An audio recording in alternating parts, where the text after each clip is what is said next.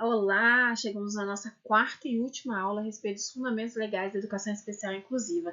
E caso você ainda não seja inscrito nesse canal, depois de 4 aulas consecutivas sobre o assunto, se inscreve ainda, se inscreva aqui, por favor. Coloca aqui também nos comentários de onde você está assistindo esse vídeo. E eu preciso também saber se você quer todo o PDF aí dessas nossas 4 aulas. Só escrevendo que eu mando para você, tá? Como eu falei, a gente fragmentou, né, os vídeos para eles não ficarem muito compridos, para você conseguir assisti-los todinho, até o final. Só que esse vídeo pode ser que fique um pouquinho maior do que os demais, porque eu quero aproveitar terminar logo e fazer umas questões de prova ao final da aula. Então, pode ser que ele fique um pouquinho mais comprido, mas pode ser também que você assista aí no modo acelerado. Eu já sou acelerado, mas coloque aí no e-mail que dá, tá tranquilo para acompanhar, tá? Então vem aqui comigo, vou começar logo a aula para ganharmos tempo.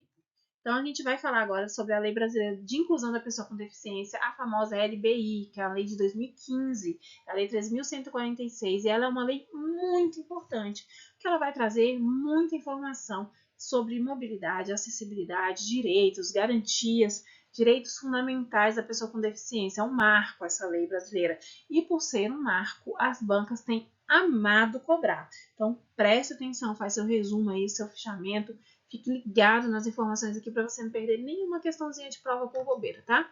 Então, vamos lá. Instituída a Lei Brasileira de Inclusão da Pessoa com Deficiência, né, com o Estatuto, conhecido também como Estatuto da Pessoa com Deficiência, destinado a assegurar e a promover em condições de igualdade o exercício dos direitos e das liberdades fundamentais por pessoa com deficiência, visando o quê? A sua inclusão social e cidadania. Essa é a ideia. A Lei Brasileira de Inclusão ela vai trazer esses fundamentos aí, viabilizando a inclusão e a cidadania das pessoas com deficiência. É o objetivo da lei, tá bom?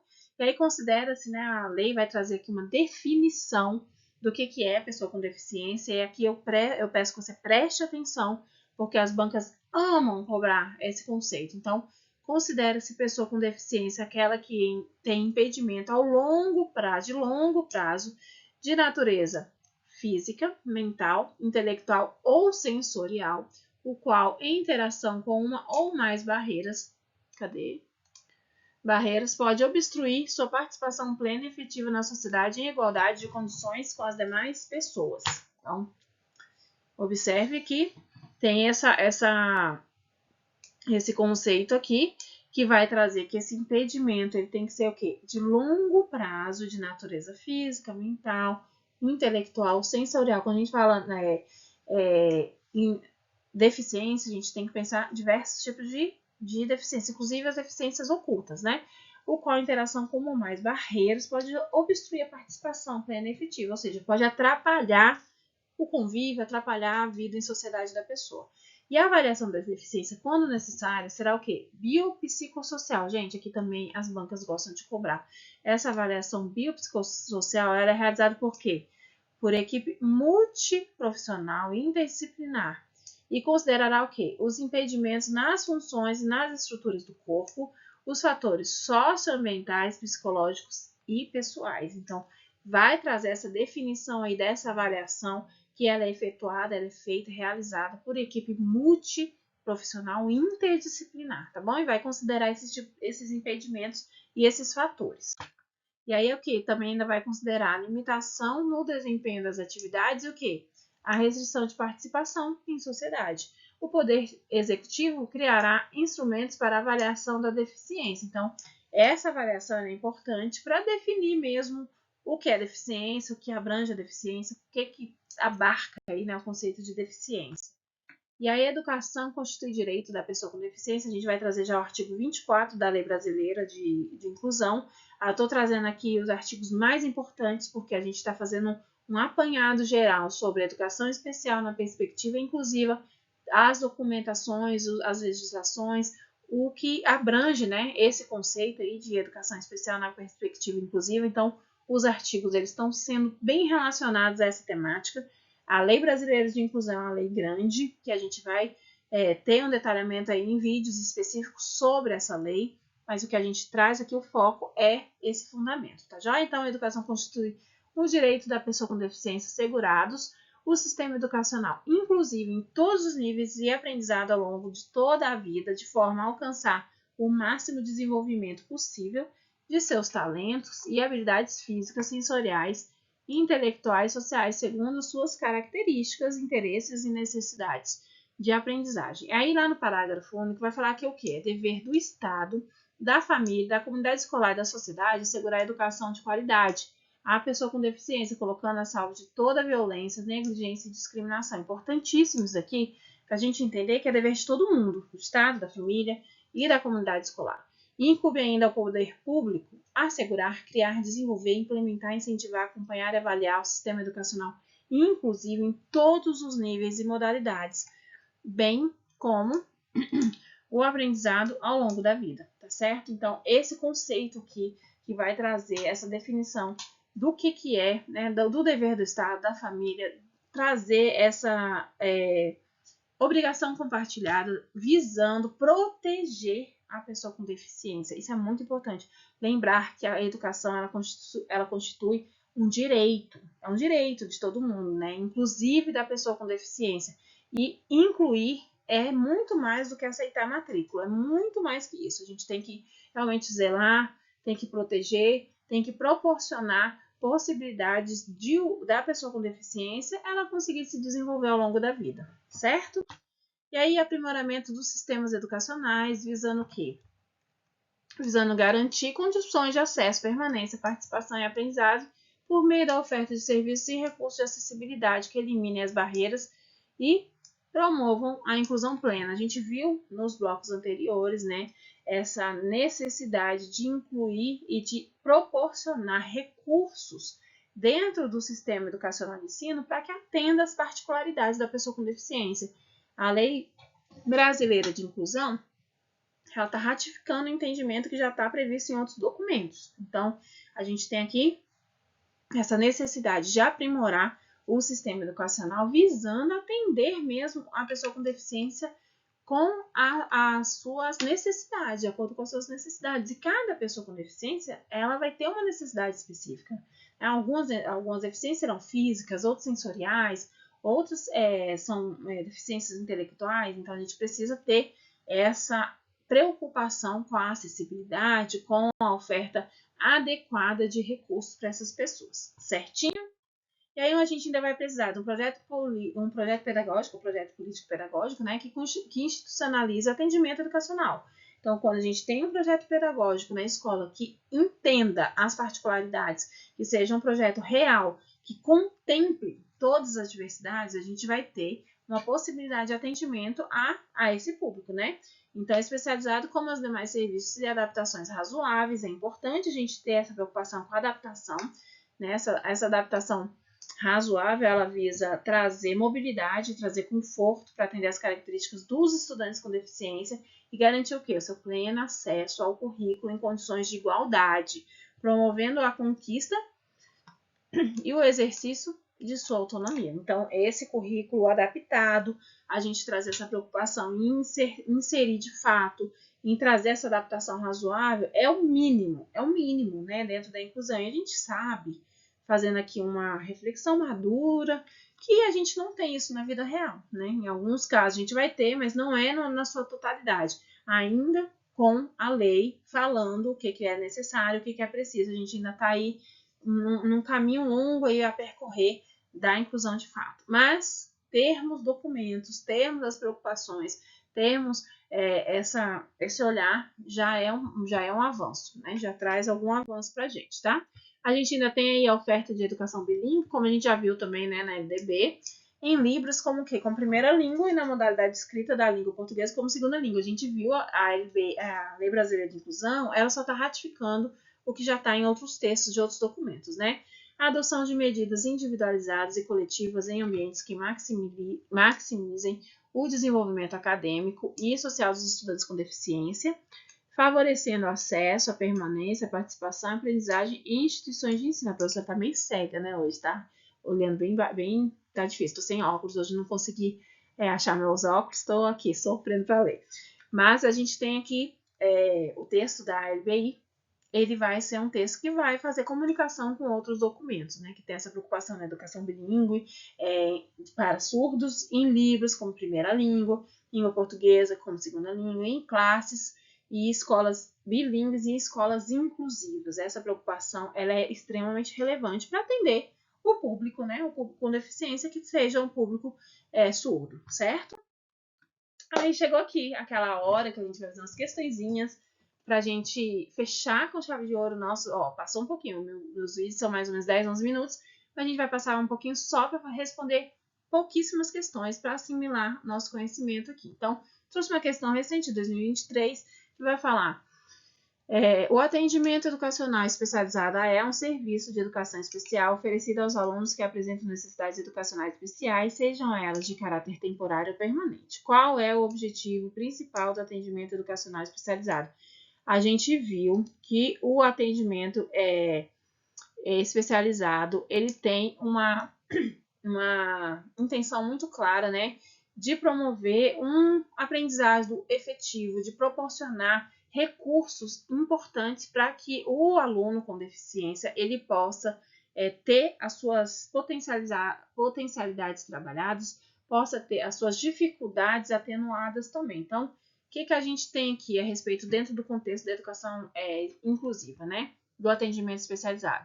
Letra A. Diminuir a responsabilidade das escolas regulares em relação à inclusão, transferindo-os para serviços especializados? Não, né, gente? A gente sabe que isso aqui não de fato, assim, a educação, o atendimento especializado não visa diminuir a responsabilidade. A gente vai ter aqui uma ação conjunta. Não tem relação com a partir do momento que a gente tem a oferta do atendimento educacional especializado, a gente não precisa anular a obrigação da escola regular, porque a gente sabe que o ensino tem que ser ofertado na rede, preferencialmente na rede regular de ensino. Então, não, tá? Promover o acesso, a participação e aprendizado efetivo do aluno com deficiência, de alunos com deficiência nas escolas regulares, certo? Promover o acesso, participação e o aprendizado efetivo, certinho, né? Essa é a ideia. Quando a gente tem oferta, tem esse suporte, né, do atendimento educacional especializado, a gente está pensando realmente em melhorar o rendimento, o desenvolvimento do aluno dentro do seu escopo aí do ensino regular. Então, promover o acesso, participação e aprendizado efetivo, tá? A gente tem aqui a letra B como a nossa letra alternativa certa, tá bom? E aí a alternativa C, separar os alunos com deficiência em salas de aulas especiais para garantir a sua atenção individualizada. Não, a gente não quer segregar, não é essa ideia, né? Não é segregar. Então, a gente tem aqui o atendimento especializado como um suporte, não tem essa função de segregar, tá? Fornecer uma educação separada e exclusiva para os alunos com deficiência, independente das escolas regulares, a gente viu também que não é, né? A gente sabe que o principal objetivo é promover esse acesso e a participação do aluno com deficiência para que ele tenha melhor rendimento. Já então, nossa questão, alternativa certa é a letra B. Aí mais uma questãozinha aqui. Assinar a alternativa correta, de acordo com a Lei de Diretrizes e Bases, nossa LDB, né? A oferta da educação especial, ela tem início lá na educação infantil. Cadê? Lá na educação infantil e estende-se ao longo da vida, certinho. Lembra que a gente falou que a educação, a oferta da educação especial tem que começar lá no iniciozinho, no 0 ano, na educação infantil, na creche, né, mesmo. 0 ano e ela tem que se estender ao longo da vida. É esse o conceito, gente. Então, a gente já tem a nossa resposta aqui. As demais vão estar erradas, né? A gente vai ver qual é o erro. A oferta de educação especial tem início na educação básica e estende-se até a educação superior, não, né? Até ao longo da vida. A oferta de educação especial tem início na educação infantil e estende-se até a educação superior, também é a mesma coisa, né? Na verdade, parece que o item até tá... educação infantil, né? Trocou infantil aqui, deixa eu marcar.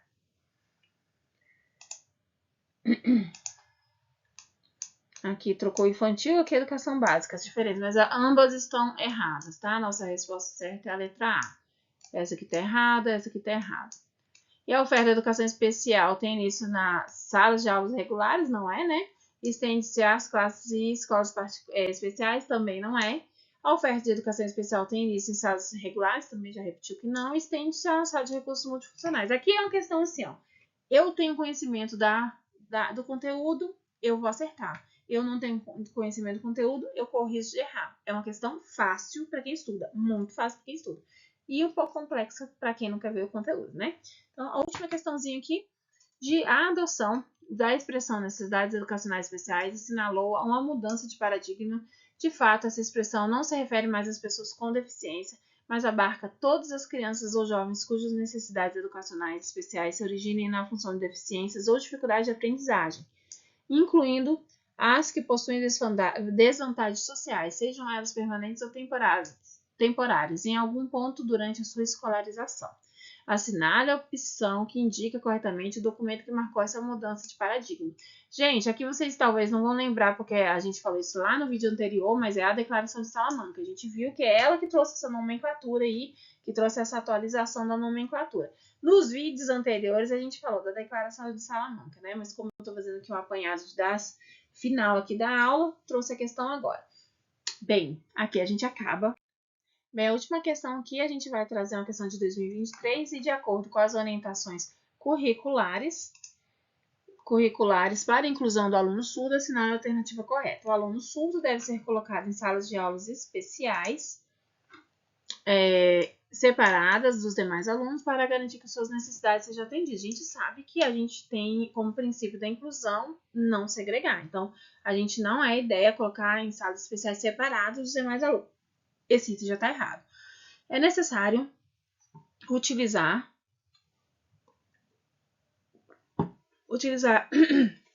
apenas o método oralista para ensino do aluno surdo, uma vez que a língua de sinais pode prejudicar o desenvolvimento da fala. Não é o ideal, né, utilizar o método oralista. E, mais importante, é lembrar que a língua de sinais ela está em diversas legislações, inclusive na LDB, como a sua língua primeira do aluno surdo, a língua primeira é a língua principal dentro da comunidade surda, e a língua portuguesa será como a nossa segunda língua, será para eles a segunda língua. Então, a gente não vai prejudicar a fala, né? A língua de sinais não vai prejudicar a fala, e na verdade ela é considerada a primeira língua do aluno surdo, tá bom? A língua de sinais deve ser introduzida apenas após o aluno surdo ter adquirido a fluência em língua portuguesa. Acabei de falar que primeiro é a língua de sinais, a língua portuguesa, ela vem em segundo plano. E a inclusão do aluno surdo deverá considerar a diversidade linguística e cultural da comunidade surda, incluindo reconhecimento da língua de sinais como uma língua natural e valorização da cultura surda. A gente viu, né, que a língua de sinais é exatamente isso, então a gente tem aqui a nossa resposta, que é a letra D. Ela tem essa consideração da diversidade, tem essa preocupação da diversidade cultural, da diversidade linguística, da comunidade surda, que ela é a língua de sinais, a língua oficial, é a língua que vai trazer realmente essa segurança para a comunidade surda, tá? Então, a gente já tem aqui a resposta da nossa questão. Então, a última a gente vai ler, mas a gente já sabe que é a letra D, né? A inclusão do aluno surdo não requer adaptação curricular. Como assim, gente? Uma vez que o currículo escolar já é suficiente para atender às necessidades desse aluno. Na verdade, não. Na verdade, a gente sabe que a adaptação curricular é importante de uma maneira abrangente, inclusive para o aluno surdo. Então, a gente sabe que existem particularidades dentro da deficiência e a adaptação curricular é essencial para que o aluno possa se desenvolver e entregar o máximo aí dentro aí das suas possibilidades, né? Pessoal, acabou. A gente finalizou aqui com a nossa quarta aula, né? Esse quarto vídeo. Eu acredito que você tenha material aí de qualidade para que você possa, de fato, fazer uma boa prova, caso você tenha, né, caído aqui para fazer alguma prova, estudando aí para prova, ou pessoal de faculdade, né? Meus vídeos é muito para o pessoal de faculdade, então é importante a gente sempre lembrar desse público também, agradecer, mas aqui a gente tem bastante informação a respeito dos fundamentos, né, da educação especial na perspectiva inclusiva. Caso você tenha caído de paraquedas nesse vídeo, só correr aí atrás dos vídeos anteriores e, por favor, se inscreva no canal caso você não tenha se inscrito ainda. Caso queira o material, é só escrever o que você quer, que eu mando e dou um jeito de mandar para você de graça. E se você ainda não falou de onde você está assistindo esse vídeo, ainda dá tempo. Meu Instagram é @prof.fernanda.borges. Você pode me encontrar lá você vai ter bastante conteúdo aí da área educacional. Te agradeço a audiência, fiquem com Deus, até os próximos vídeos, até mais, tchau, tchau.